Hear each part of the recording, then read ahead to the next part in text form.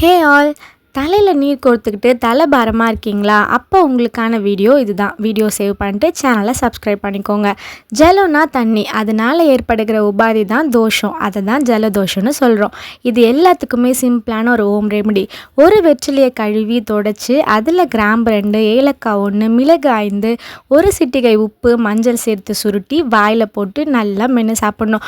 ஒரு நாளைக்கு 3 வேளைன்னு 2 நாள் சாப்பிட்டு வந்தால் 3ஆம் நாள் சளி குறைந்து ஜலதோஷம் பறந்தே போயிடும். அதை விட முக்கியம் சரியான நேர தூக்கமோ சரியான நேரத்துக்கு சாப்பாடோ.